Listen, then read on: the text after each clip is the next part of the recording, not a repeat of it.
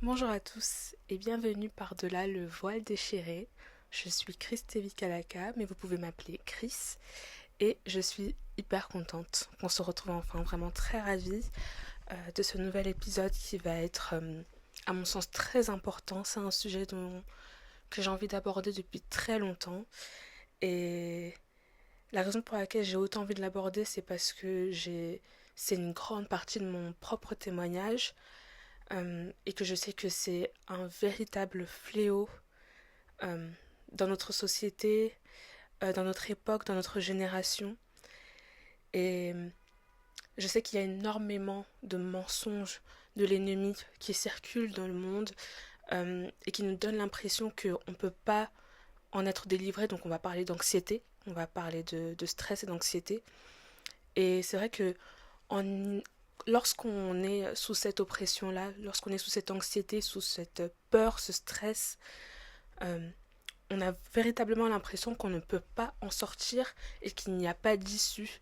Et le monde nous propose quelques solutions, de la méditation, des choses qui viennent effectivement apporter une forme d'apaisement.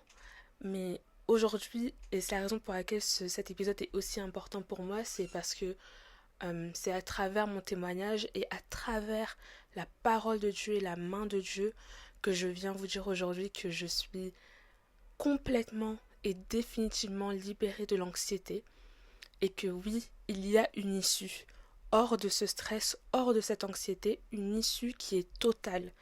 Il ne s'agit pas là de négocier avec l'ennemi, il ne s'agit pas là d'avoir un désapaisement par-ci par-là ou de trouver des substituts.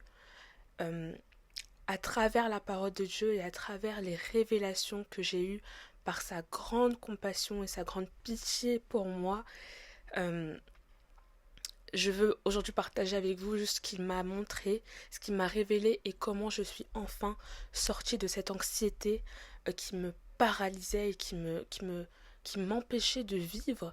Et d'autant plus lorsque, encore une fois, on nous répète sans cesse que, et même par notre propre expérience, on a l'impression qu'il n'y a vraiment pas d'issue, qu'on ne peut pas en sortir.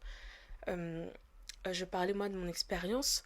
Déjà, il faut savoir que moi, je me suis toujours présentée comme quelqu'un de stressé. Voilà. J'avais vraiment la sensation que c'était une partie de mon identité d'être quelqu'un de stressé. Je me suis toujours mis une pression immense par rapport à ma réussite, à mon avenir, à mes études. J'ai toujours voulu enfin, je pense que vu que mon identité était tellement basée, et j'aurai l'occasion d'en faire un épisode parce qu'il y a beaucoup de choses à dire et je sais qu'énormément de personnes sont concernées, mais j'ai passé tellement de temps, d'années de ma vie depuis très jeune à mettre mon identité sur ma réussite scolaire et sur ma réussite professionnelle pour l'avenir, que avec ça est venu ce qui vient normalement de Dieu, hein, cette ambition, cette envie et cette volonté de réussir et cette foi en moi et en l'avenir, donc qui vient de Dieu, a été corrompu par, par une peur, une véritable peur de l'avenir, une peur de l'échec, une peur de ne pas être à la hauteur de ses ambitions. Et toute cette peur-là s'est manifestée en anxiété. Et quand je parle d'anxiété, je parle vraiment d'anxiété. Là, on parle vraiment d'anxiété diagnostiquée par le médecin.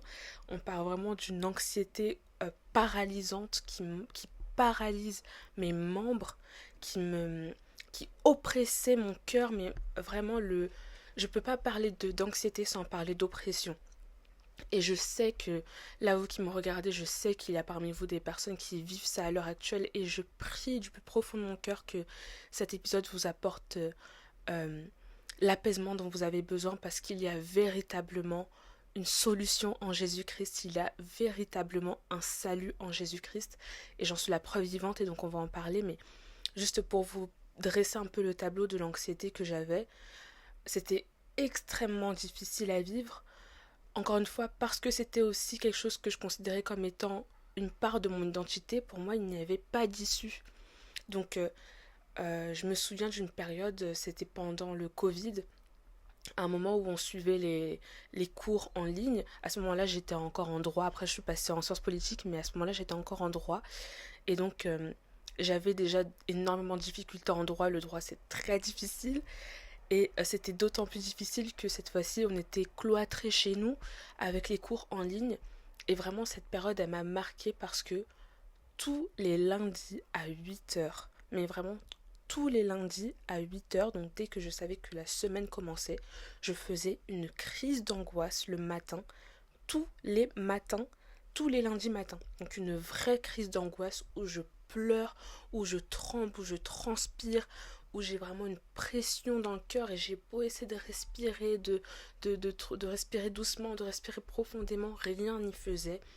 Je priais aussi, rien n'y faisait. J'avais une pression vraiment comme si quelqu'un était debout sur ma poitrine, quoi. Vraiment, c'était une véritable souffrance basée justement sur cette peur, encore une fois, de tellement de pression mise sur moi-même que je me mettais à moi-même pour réussir que cette manifester de cette façon-là, donc vraiment des tremblements, c'était extrêmement difficile. Et là récemment, je suis tombée sur une vidéo d'une jeune femme, je vais pas dire son nom parce que voilà, mais c'est une jeune femme, une youtubeuse qui parle un peu de ses mal-être, etc. sur sa chaîne YouTube. Et je regarde quand même souvent des témoignages ou des vidéos sur des personnes qui passent par ces périodes-là ou ces souffrances-là liées à l'anxiété. Et j'ai toujours le cœur vraiment endeuillé, je pense. J'ai toujours le cœur endeuillé par juste de voir à quel point l'ennemi se joue de nous et nous ment. C'est d'autant plus difficile dans ces périodes-là que, en tant que chrétienne, parce que j'étais déjà chrétienne, je connaissais déjà le Christ à ce moment-là, dans ces saisons-là, mais c'était d'autant plus difficile que, avec cette anxiété, venait la culpabilité. Je me sentais coupable. Je me disais, mais pourquoi est-ce que je stresse autant? Parce que si je stresse autant, c'est nécessairement que je doute de Dieu. Et donc pourquoi, malgré toute la foi que j'ai en lui, pourquoi j'ai autant peur? Pourquoi je doute en fait? Donc c'était déjà de l'anxiété qui était déjà extrêmement difficile et paralysante mentalement et même physiquement parce que ça avait des effets physiques sur moi. Et à ça s'ajoutait en plus la culpabilité, donc une souffrance spirituelle de se dire mais je le Dieu que j'aime de tout mon cœur et en qui je mets toute ma confiance.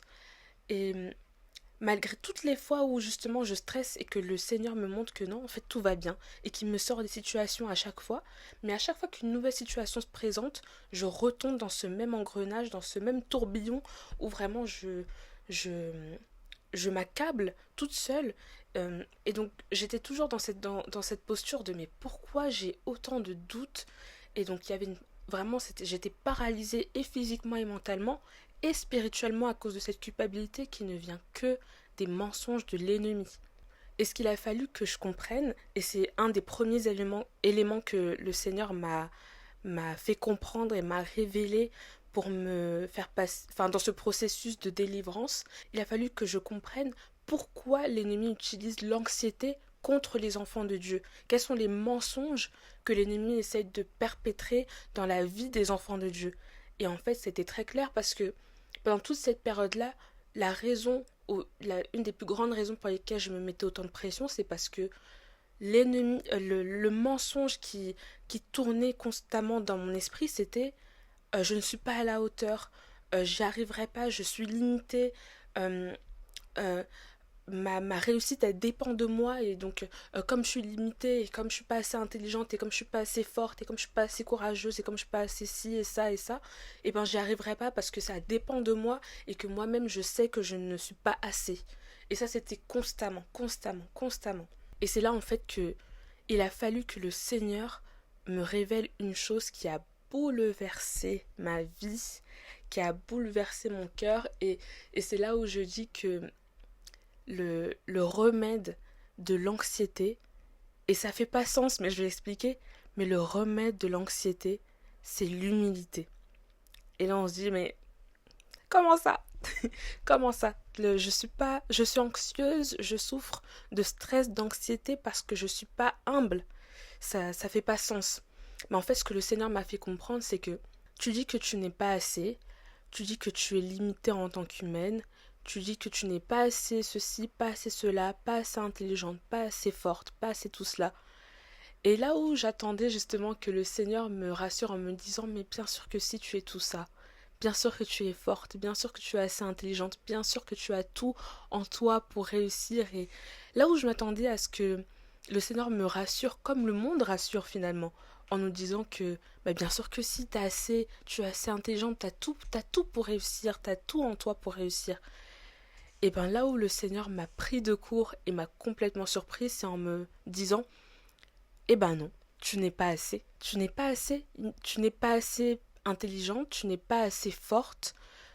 Tu es limitée en tant qu'humaine, tu es effectivement limitée. J'ai mis en toi énormément de qualités, énormément de force. Tu as en toi beaucoup de choses. Je mets en toi l'Esprit Saint qui t'apporte la sagesse. Je t'apporte toutes ces choses-là. Tu as plein de choses en toi, mais tu n'as pas assez. Tu n'as pas assez, d'autant plus pour les grandes ambitions que tu as à cœur, d'autant plus pour les grandes ambitions que j'ai mis dans ton cœur. Tu n'es pas assez.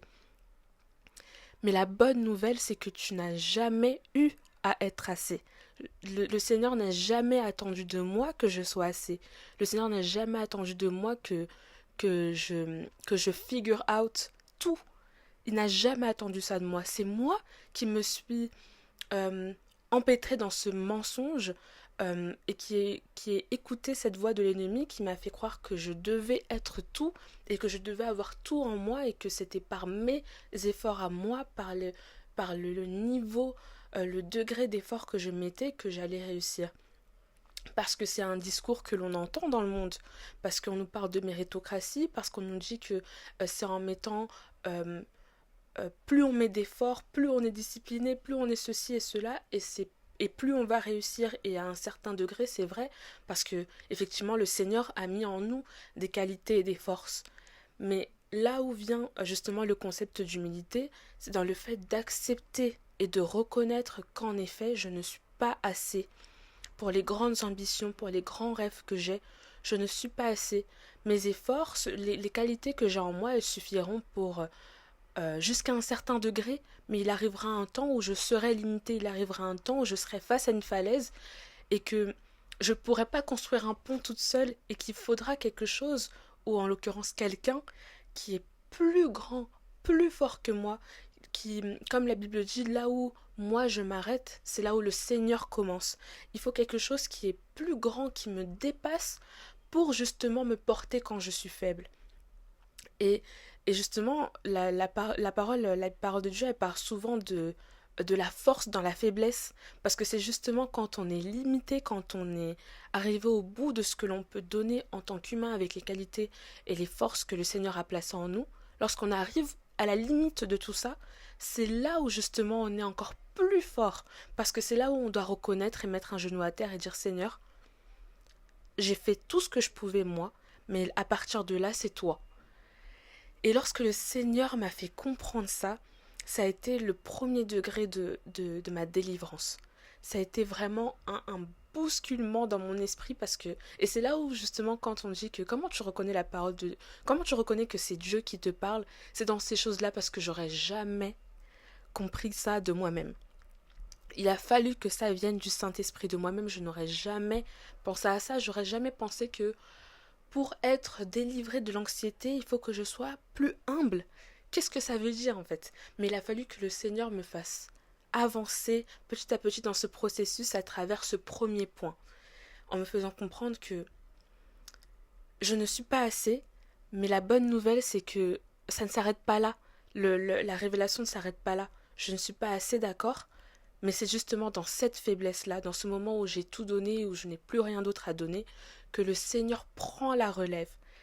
Et ça a été l'occasion pour moi de, vous voyez, de juste me dire, ok, ça sert à rien de stresser parce que ce soit face à mes examens, face à mes partiels, face à mes projets d'avenir pour ma vie professionnelle, ma vie scolaire, je vais donner les efforts que je dois donner parce que Dieu a mis en moi les capacités de le faire. Je vais étudier, je vais donner tout ce que je peux, je vais faire les efforts que je dois produire, donc étudier, suivre les cours, donner tout ce que je peux donner. Mais il arrive un moment où je n'ai plus la main sur le reste. J'ai seulement la main sur mes études, j'ai seulement la main sur ma façon d'étudier, sur ma façon d'être assidu au cours, sur ma façon de poser les efforts et de faire les pas qu'il faut pour les projets que j'ai, etc. Mais il arrive un moment où il arrive un point où je n'ai plus la main. Mais justement, au lieu de stresser et d'angoisser et de paniquer et de faire des crises sur des choses qui ne sont plus de mon ressort, eh ben je peux enfin reconnaître que, voilà, là c'est ma part, j'ai fait ma part, je suis arrivée au bout de ma part, et le reste, c'est dans ma faiblesse que le Seigneur prend la relève. Et ça a été un premier point pour vraiment m'apaiser. À partir du moment où j'ai compris que ma réussite ne dépend pas de moi, ça a été un véritable soulagement. Ça a été un véritable soulagement d'abandonner cet orgueil-là, en fait. Et de reconnaître que je ne suis pas assez, mais que la bonne nouvelle, c'est que Dieu n'a jamais attendu à ce que je sois assez. Et ça marche même pour les choses auxquelles le Seigneur t'appelle, et peut-être même encore plus pour les choses auxquelles le Seigneur nous appelle. De dire que, enfin, des fois, on sait et on sent dans notre cœur que le Seigneur nous appelle à faire quelque chose, et on se dit, ah, mais j'arrive pas, je suis bloquée, j'ai peur, je suis pas assez. Et c'est ce qui s'est passé d'ailleurs pour Moïse. Le Seigneur lui dit, tu vas être celui qui va permettre à ton peuple d'être délivré. Et il s'est dit, mais Seigneur, je sais pas parler. Je sais pas parler, je sais pas faire ça, je peux pas, c'est pas pour moi, etc. Et le Seigneur a dit, mais non, tu n'es pas assez et c'est pour ça. Et c'est la raison pour laquelle tu ne vas pas y aller tout seul. C'est la raison pour laquelle moi, je vais mettre dans ta bouche ce qu'il faut dire. C'est pas toi, toi t'es juste l'objet, le vaisseau. Tu es en droit, on disait que le juge est la bouche de la loi. Et ben là, dans les choses de Dieu, c'est ça. C'est tu es seulement la bouche de la parole de Dieu, mais tu n'es pas. Ça, l'œuvre ne dépend pas de toi. Dieu sait ce qu'il va faire et il va le faire. S'il a donné la vision, il donnera aussi la provision. Et là, je me prêche à moi-même parce que si vous observez, vous allez voir que entre le premier épisode que j'ai publié et celui-ci, il y a pas mal de temps qui est passé. Et la raison de ça, c'est que je me suis mis une pression monstre qui, en plus, n'a aucun sens parce que je peux vous dire, et j'aurai l'occasion aussi, je pense, d'en faire tout un épisode, mais ce podcast vient de Dieu. Je n'aurais jamais commencé ce podcast de moi-même. Je suis quelqu'un à l'origine de très discrète sur ma vie. J'aurais jamais de moi-même commencé ce podcast et il y a vraiment en plus un témoignage complètement surnaturel à l'origine de ce podcast qui montre vraiment que ce podcast vient de Dieu, que c'est un projet et un plan de Dieu, que c'est une vision entière qui vient de Jésus. Et malgré ça, malgré que c'est très clairement quelque chose qui ne vient pas de moi et que c'est le Seigneur qui a donné cette vision, je me suis mise une pression monstre pour produire quelque chose de bon, de valeureux, parce que je me suis dit, le Seigneur m'a confié quelque chose, il me confie de partager les quelques sagesses qu'il met dans mon cœur avec les autres. C'est une responsabilité qui est immense, il faut absolument que je sois à la hauteur. Et du coup, je suis retombée dans ce travers-là de me dire, mais non, mais j'y arrive pas. Et du coup, je commençais à filmer un épisode et en fait, je me trouvais pas assez bien. Et du coup, j'arrêtais et en fait, j'en commençais un autre et j'arrivais pas. Et du coup, je me remettais en doute et je me disais, mais peut-être que j'ai mal compris. Alors que, au fond de moi, une chose en tout cas qui est restée sûre, c'est que je sais que c'est pas moi. Je sais que ça vient de Dieu. Mais je me suis dit, peut-être que je suis pas assez, peut-être que le Seigneur s'est trompé de personne, peut-être que je suis pas la personne idéale pour ça, etc. Et il a fallu, et il faut, et pour que je vienne là aujourd'hui, il a fallu que je fasse vraiment un processus avec Dieu de comprendre, reviens à ton humilité. It's not about you. It's not about you. C'est le Seigneur a placé ça en toi parce qu'il sait ce qu'il va faire. C'est le Seigneur qui s'en occupe. Je n'ai rien, je n'ai à m'inquiéter de rien. Ma seule responsabilité, et là je parle pour moi, et je parle à toutes les personnes là qui ont reçu un appel de Dieu, mais qui se sentent limitées, qui repoussent et qui marchent dans la désobéissance à cause de leur peur ou de leur anxiété. Je veux vous dire que ça ne dépend pas de vous. Ça ne dépend pas de vous et que le Seigneur, en vous choisissant, il savait très bien qu'il choisissait et il ne vous a pas choisi parce que il s'est dit que vous savez bien parler ou que vous savez bien faire ceci ou bien faire cela. Il a placé ça en vous parce qu'il sait qu'il peut vous utiliser. Et donc la seule responsabilité que vous avez, c'est de rester. Et que nous avons, parce que je parle encore une fois aussi à moi-même, c'est de rester à ses pieds, de rester avec lui, de marcher avec lui, de privilégier votre temps avec le Seigneur, dans le lieu secret, dans la prière, dans le jeûne, de vous accrocher à lui, de courir après lui. C'est notre seule responsabilité. Tout le reste sera donné par-dessus. Le Seigneur sait exactement ce qu'il veut faire et on n'a pas besoin de comprendre ce qu'il fait. On n'a pas besoin de comprendre où il va, ce qu'il fait, où il nous amène, ce qu'il veut faire. On n'a pas besoin de comprendre. La seule chose qu'on a à faire, c'est obéir, rester à ses pieds, continuer à marcher avec lui et le Seigneur sait exactement là où il nous emmène.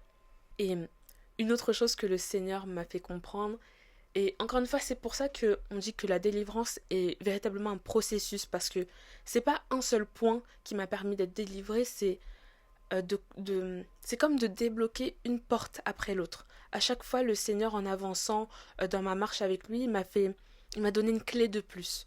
Et une autre clé, ça a été de réaliser, et ça je me souviens très clairement parce que ça a été vraiment... moi je prie beaucoup dans mon journal de prière. Donc, je prie beaucoup à l'écrit. Et donc je me souviens très bien de ce moment-là où je parlais avec le Seigneur et je lui parlais des résidus de stress et d'anxiété que j'avais encore malgré la première révélation qu'il m'avait donnée. Et il a fallu que le Seigneur me fasse comprendre une nouvelle chose, c'est que au-delà de ce manque d'humilité que j'avais, il y avait encore un autre péché qu'il a fallu faire remonter à la surface et que, encore une fois, je n'aurais jamais découvert seule, et ça a été l'idolâtrie. Et encore une fois, là, c'était quelque chose où je me suis dit, mais Seigneur, de quoi tu parles? Je t'aime de tout mon cœur, je t'adore, je fais tout pour te suivre et pour te poursuivre de tout mon cœur, de toute mon âme. Et là, tu me dis idolâtrie. Donc, idolâtrie, c'est dire que tu es en train de me dire que j'ai mis quelqu'un d'autre ou quelque chose d'autre sur le trône de mon cœur à ta place. Et le Seigneur a été en mode, ouais. Ouais, ma grande, tu fais preuve d'idolâtrie. Et ton idole, c'est ton avenir. Et ton idole, c'est ta réussite. Et ton idole, c'est tes études. Et vraiment, je me souviens très clairement quand le Seigneur m'a fait comprendre ça, où vraiment j'ai eu un temps. Et ça, c'est quelque chose que j'aime énormément avec le Seigneur dans cette marche. Et je pense que je ferai encore aussi un épisode sur ça, sur le temps de purification, sur la saison de purification. Et ça veut juste dire quand le Seigneur fait remonter à la surface des péchés que tu n'aurais jamais pointé du doigt de toi-même, mais justement par ton travail avec le Saint-Esprit fait remonter à la surface des péchés que tu n'aurais jamais identifiés seul. Et ce qui est brusquant avec ça, c'est que justement, donc il te fait remonter ce péché, et donc encore une fois, il faut aussi faire preuve d'humilité pour se dire waouh, c'est vrai, je pensais que j'avais d'autres péchés, et je travaillais, je demandais pardon pour ces autres péchés, mais il faut maintenant que je reconnaisse pour me repentir. Il faut que je reconnaisse que effectivement je suis idolâtre. Effectivement, j'ai mis quelque chose d'autre sur le trône de Dieu, sur le trône de mon cœur, là où Dieu devrait être, et j'ai mis ma réussite en premier, et j'ai mis mon avenir en premier, parce que je me mettais une pression telle, encore une fois, pour ma réussite, que c'est devenu un objectif qui est venu avant tout le reste. Et donc là, je fais référence au verset dans Matthieu, je crois que c'est Matthieu 24 ou 25, je sais plus, qui dit que cherchez tout d'abord le royaume des cieux et sa justice, et le reste vous sera donné par-dessus. Et en fait, là où moi j'ai fait preuve d'idolâtrie, c'est que j'ai renversé ce verset en disant cherchez tout d'abord votre réussite, cherchez tout d'abord euh, euh, votre épanouissement, cherchez tout d'abord la réussite de tous vos rêves et vos ambitions, et vous vous en réjouirez avec le Seigneur après, voilà. Mais j'ai mis en fait toute cette réussite-là, toutes ces ambitions-là en priorité, même sur ma vie spirituelle finalement.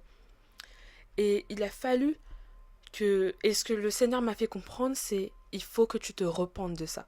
Il faut que tu te repentes de ça. Et une chose, si j'avais, parce que c'est pas dans ce carnet-là, c'est dans un carnet, peut-être un ou deux carnets avant, mais ce sera difficile à retrouver. Mais je me souviens très clairement d'une phrase que le Seigneur m'a mis à cœur de dire, donc de dire à haute voix et d'écrire dans mon carnet. Et cette phrase, elle a résumé un peu toute cette idée-là. Donc en une seule phrase très simple, c'était même si je ne réussis pas dans mes études, même si je n'ai pas mon diplôme, je te suis toujours, je t'aime toujours et j'ai toujours confiance en toi.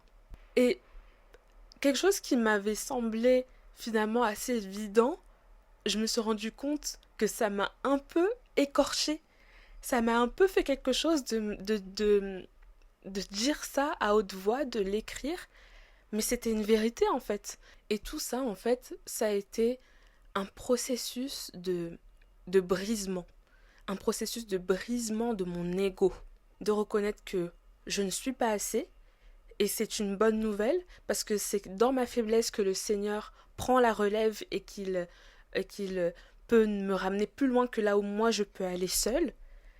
Ça a été un brisement de reconnaître que je suis pécheresse, que je suis idolâtre et que j'ai mis sur le trône de mon cœur mes études et ma réussite au lieu de mettre le Seigneur et la confiance que je dois mettre en lui.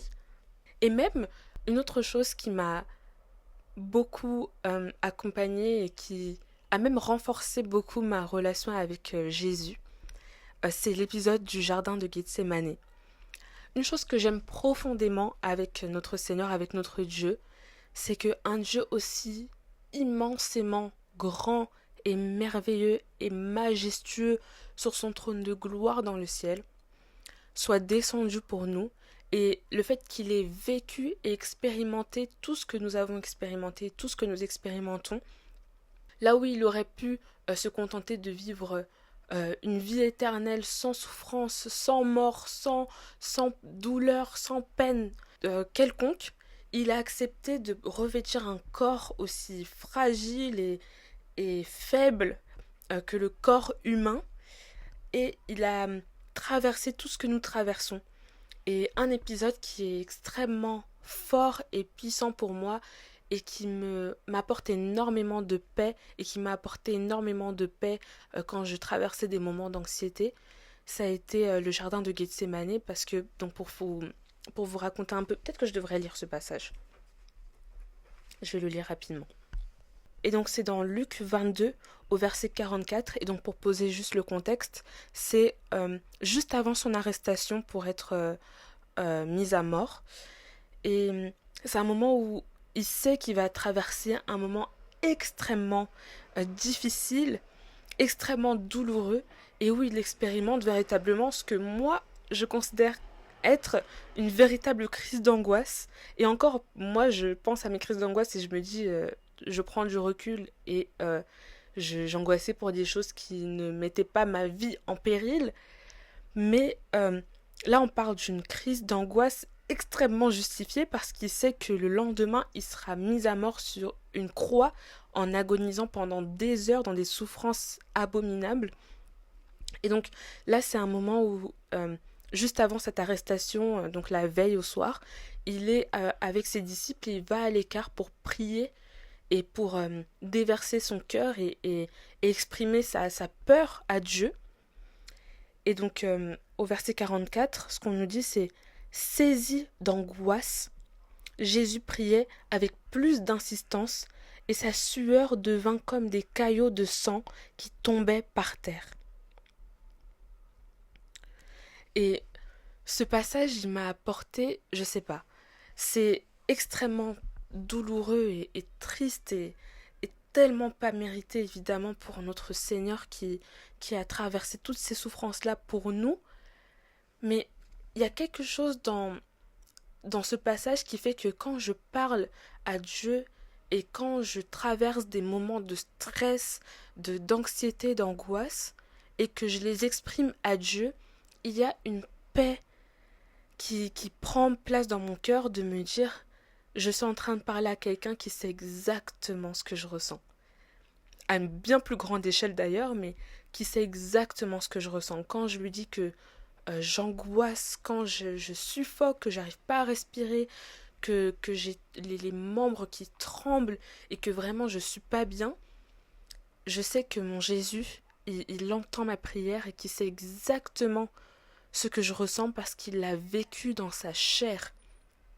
Et je sais pas, ça c'est quelque chose qui a en plus énormément fortifié ma relation avec Jésus parce que il y a quelque chose de juste magnifique dans le fait de se dire que j'ai un Dieu qui a expérimenté la chair, qui a expérimenté le corps et l'expérience humaine et qui sait exactement ce que je ressens à l'heure actuelle. Et quand je prie, quand je lui parle, c'est quelque chose que on peut se confier aux hommes et même dans des moments comme ça, quand on traverse de l'anxiété, de la dépression, je pense que c'est quelque chose d'important à faire, d'en parler à des personnes autour de nous qui ont la sagesse pour nous apporter le soutien nécessaire. Mais le fait de se dire il peut arriver justement de se confier à ces personnes ou à des personnes et malgré les conseils, les bons conseils qu'ils peuvent donner par la grâce de Dieu, euh, il y a des gens qui comprendront juste jamais ce qu'on ressent. Mais le fait de me dire que je me confie à un Dieu de toute puissance qui peut en plus mettre la main sur ma situation pour la changer, mais qui en plus a vécu et a expérimenté exactement et même à plus grande échelle ce que moi j'expérimente, euh, je sais pas, c'est encore plus précieux pour moi, c'est encore plus beau. Et pour parler justement du fait de parler aux autres, euh, moi j'ai personnellement expérimenté la thérapie, les psychologues, etc. Euh, c'est quelque chose que j'encourage, que je conseille effectivement, parce que c'est quelque chose qui peut fonctionner. On a tous des cerveaux différents, on a tous des modes de fonctionnement différents, et je pense effectivement que le fait de parler à quelqu'un et d'exprimer ce qu'on a en nous, c'est quelque chose qui peut être très thérapeutique justement et qui peut apporter de l'apaisement là où il en faut. Euh, mais pour mon expérience personnelle, même si c'est quelque chose qui m'a à certains moments fait du bien d'en parler, que ce soit donc à des psychologues dans des thérapies, que ce soit aux serviteurs de Dieu, que ce soit à des amis, que ce soit à mes parents par exemple qui sont merveilleux et avec qui j'ai la grâce de pouvoir parler de tout sans tabou, etc. Euh, Effectivement, c'est des choses qui aident beaucoup et qui font du bien, qui sont nécessaires. Il faut que les personnes qui sont autour de vous et qui vous aiment, il faut leur laisser la possibilité de vous aider, de vous soutenir dans les moments qui sont difficiles, parce qu'il y a des moments justement où on a l'impression qu'on est complètement submergé, et en fait le simple fait d'en parler à quelqu'un, ça nous fait prendre du recul déjà sur notre situation, et ça donne la possibilité, quand c'est possible, de recevoir de l'aide en fait, de l'aide et du soutien. Cependant, pour mon expérience personnelle, je sais que ça ne m'a pas sauvée. Ça m'a apporté de l'apaisement, ça m'a apporté du soutien, ça m'a fait du bien à certains moments, mais ça ne m'a pas sauvée. La seule chose qui m'a sauvée, ce sont les points que je vous ai donnés aujourd'hui, ce sont les révélations que le Saint-Esprit m'a données dans le lieu secret, dans la prière, dans la méditation de la parole de Dieu. C'est que par là que j'ai vraiment eu une délivrance absolue après des années, peut-être 10 ans plus de souffrance.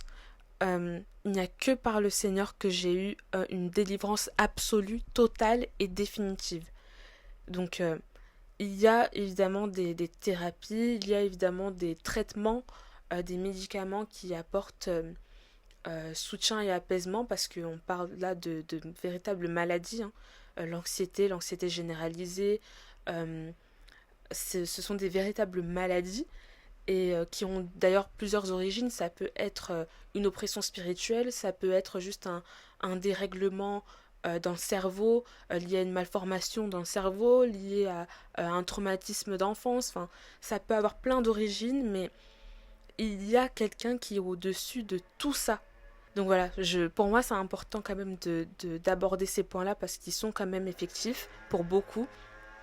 Mais pour toutes les personnes qui ont tout essayé et qui n'ont trouvé aucun salut définitif, euh, il est nécessaire pour moi et important pour moi de parler de ma propre expérience. Et ma propre expérience, c'est que Jésus-Christ m'a sauvée. Et en parlant de Jésus-Christ qui m'a sauvée, il y a un passage dans la Bible qui est d'ailleurs mon passage préféré de toute la Bible. Donc c'est dire à quel point. Et la raison pour laquelle c'est mon passage préféré, c'est parce qu'il m'a sauvé la vie. Parce qu'il est véritablement le passage qui a conclu cette délivrance et qui m'a vraiment apporté un apaisement absolu. Et ce passage, c'est dans Matthieu. Je vais lire ça avec vous tout de suite et je pense qu'on va conclure un peu sur ça. Mais c'est un passage qui est extrêmement important pour moi et je pense que si vous expérimentez ou souffrez d'anxiété et même, je vais étendre ça à l'anxiété et même à la dépression, c'est un passage qu'il vous faut absolument lire. Et donc on va lire ça ensemble. Donc c'est dans Matthieu 6, 25 à 34. C'est pourquoi je vous dis, ne vous inquiétez pas de ce que vous mangerez et boirez pour vivre, ni de ce dont vous habillerez votre corps. La vie n'est-elle pas plus que la nourriture et le corps plus que le vêtement? Regardez les oiseaux du ciel. Ils ne sèment pas et ne moissonnent pas. Ils n'amassent rien dans des greniers, et votre Père céleste les nourrit. Ne valez-vous pas beaucoup plus qu'eux? Qui de vous, par ses inquiétudes, peut ajouter un instant à la durée de sa vie? Et pourquoi vous inquiétez au sujet du vêtement? Étudiez comment poussent les plus belles fleurs des champs. Elles ne travaillent pas et ne tissent pas. Cependant, je vous dis que Salomon lui-même, dans toute sa gloire, n'a pas eu d'aussi belle tenue que l'une d'elles. Si Dieu habille ainsi l'herbe des champs, qui existe aujourd'hui et qui demain sera jetée au feu, ne le fera-t-il pas bien plus volontiers pour vous, gens de peu de foi? Ne vous inquiétez donc pas, et ne dites pas « Que mangerons-nous? Que boirons-nous? Avec quoi nous habillerons-nous » En effet, tout cela, ce sont les membres des autres peuples qui le recherchent. Or votre Père céleste sait que vous en avez besoin.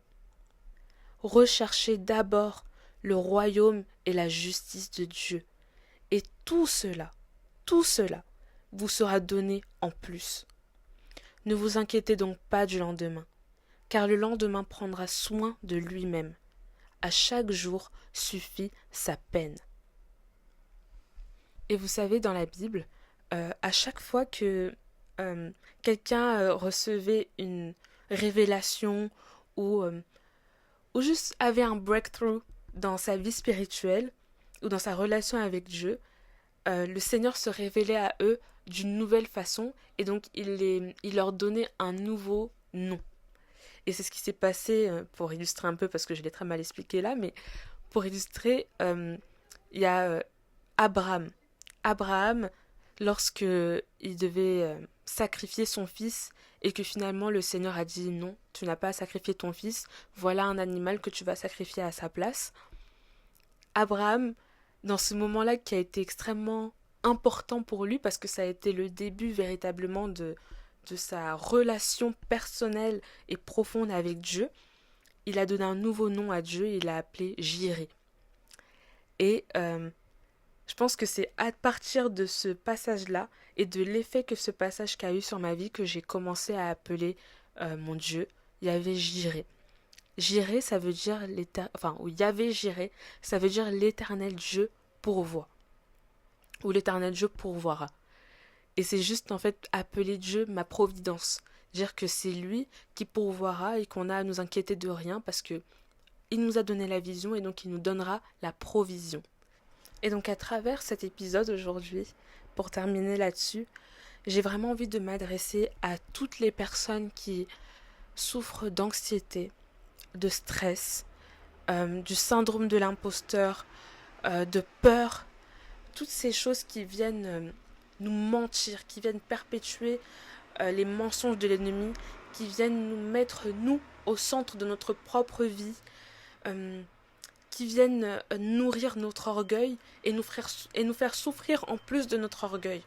Ma prière aujourd'hui, c'est que le Seigneur se révèle pour vous comme Jireh, qu'il soit votre provision, qu'il soit à la première place, qu'il soit installé sur son trône dans votre cœur et que sa lumière jaillisse en vous. Ma prière, c'est vraiment que vous puissiez vivre et expérimenter la paix de Dieu. Je ne cesserai jamais d'en parler parce que c'est une paix que je n'ai expérimentée en rien d'autre. Et le monde vous donnera la paix, vous prêtera une paix. C'est même bien plus vrai. Il vous prêtera une paix, un apaisement qui sera de courte durée, parfois même de un peu plus longue durée. Parfois vous serez vraiment tranquillisé pendant un temps. Mais la paix qui vient de Dieu est une paix qui ne vous arrachera pas des mains. C'est une paix qui vous donne et qui vous laisse.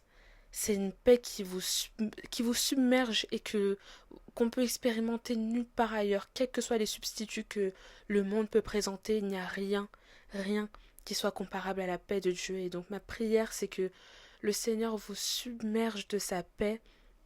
Je prie du plus profond de mon cœur que, à travers cet épisode-là, que ne serait-ce qu'une seule personne puisse recevoir ce message, recevoir ces révélations et les expérimenter personnellement. C'est ma prière pour vous.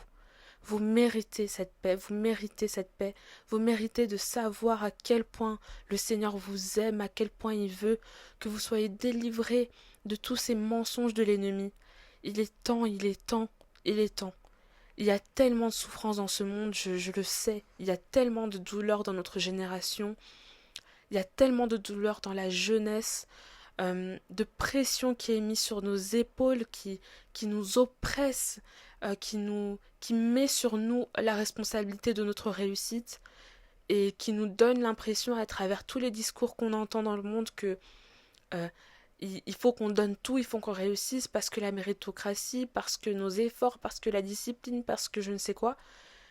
Le salut et la délivrance et la réussite et la paix, elle vient de Dieu. Et donc le seul remède, la seule issue, c'est de chercher tout d'abord le royaume des cieux et sa justice. Courons après Dieu, restons à ses pieds, cherchons-le.